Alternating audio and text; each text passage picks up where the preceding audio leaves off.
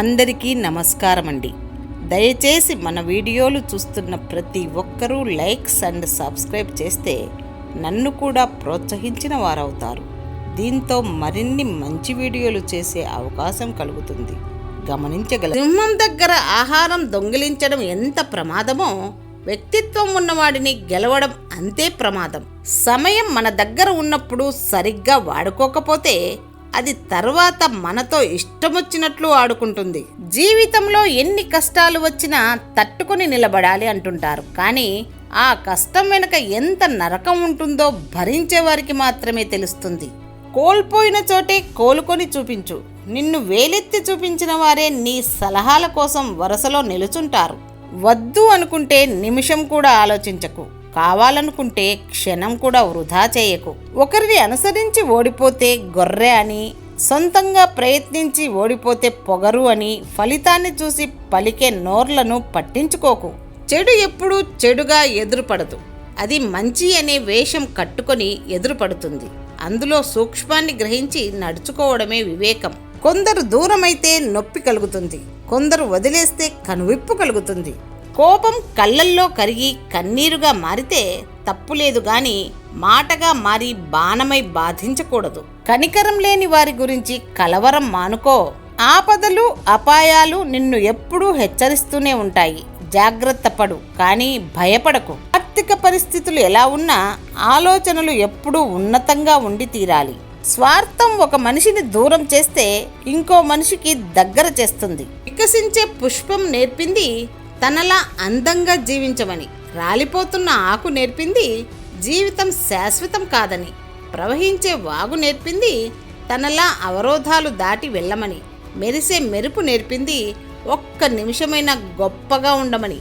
జీవితం చాలా చిన్నది కాబట్టి ఎన్ని బాధలు ఉన్నా, ఎన్ని కష్టాలు ఉన్నా ఎప్పుడూ నవ్వుతూ ఉండండి. పెదవులు అబద్ధం చెప్పవచ్చు, ప్రవర్తన ఎప్పటికీ అబద్ధం చెప్పదు. వాస్తవానికి డబ్బులో శక్తి లేదు, మంచితనంలో పవిత్రతలో ఉంటుంది. కొంతమందికి దూరంగా ఉండాలి, కొంతమందిని దూరంగా ఉంచాలి. స్వార్థం కోసం కాదు, ఆత్మగౌరవం కోసం.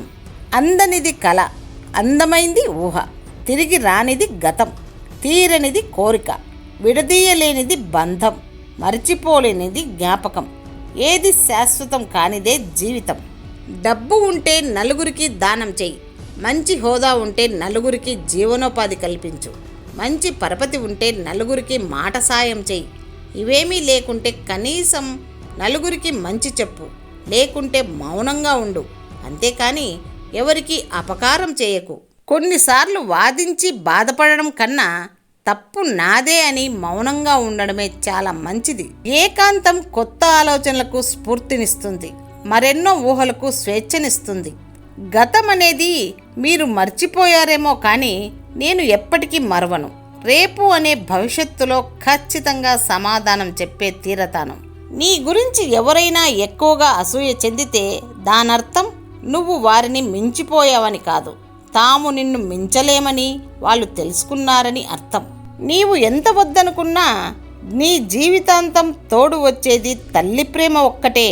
గుర్తుంచుకో, ఏ రోజైతే నీకు కష్టపడడం చేత కాదో ఆ రోజు నుండే నీకు మోసం చేయటం అలవాటవుతుంది. మనోళ్ళు మంచి చెడు అంటే వినరు, అందుకే నమ్మకాలు విశ్వాసాలు పుట్టాయి. సముద్రంలో వాన కురిస్తే ప్రయోజనం లేదు, పగటిపూట దీపం వెలిగితే ప్రయోజనం లేదు, ధనవంతుడికి ఇచ్చే చిరుకానుక ప్రయోజనం లేదు, రోగాలున్న వ్యక్తికి రుచికరమైన భోజనం ప్రయోజనం లేదు. అదేవిధంగా ఒక మూర్ఖునికి నీవు బుద్ధి చెప్పినా ప్రయోజనం లేదు. మనం ఒకరి గురించి చెడుగా చెప్పి నిందలు వేసి వారిని ఎంత తక్కువ చేయాలని చూసినా వారి వ్యక్తిత్వం వారిని ఎప్పుడూ ఉన్నత స్థాయిలోనే ఉంచుతుంది. ఒక ఆడదాన్ని వదిలి ఉండలేని మగాడు ఆమె ప్రతి ఇష్టాన్ని ప్రేమించడమైనా చేయాలి, లేదా ఆమెను భరించడమైనా చేయాలి, అంతే.